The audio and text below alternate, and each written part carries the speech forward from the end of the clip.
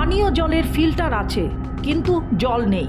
এলাকায় জলের সমস্যা সমাধানের জন্য সরকারের নিকট আবেদন এলাকাবাসী। আজ থেকে প্রায় 6 মাস আগে ত্রিপুরার মান্দাই আরডি ব্লকের অন্তর্গত কান্তাই কোবরা এলাকায় স্থানীয় জনগণ পানীয় জলের সমস্যা সমাধানের লক্ষ্যে একটি পানীয় জলের ফিল্টার নির্মাণ করা হয়। এটি নির্মাণে প্রায় 6 মাস পেরিয়ে গেল, পানীয় জল পাচ্ছে না এলাকার জনগণ। কান্তা কোবরা এলাকার জনগণ সংশ্লিষ্ট দফতরের নিকট দাবি জানান, যদিও পানীয় জলের এই ফিল্টারটি নির্মাণের কাজ সম্পূর্ণ হয়ে থাকে তাহলে এটি চালু করার জন্য এখন দেখার বিষয় হয়েছে ওই এলাকার কান্তা কোবরা এলাকার জনগণ এই পানীয় জলের সমস্যা থেকে রেহাই কবে পান। সরকারের নিকট এলাকার জনগণ দাবি জানিয়েছেন এলাকায় পানীয় জলের সমস্যা সমাধানের জন্য সরকার যেন সাহায্যের হাত বাড়িয়ে দেয়।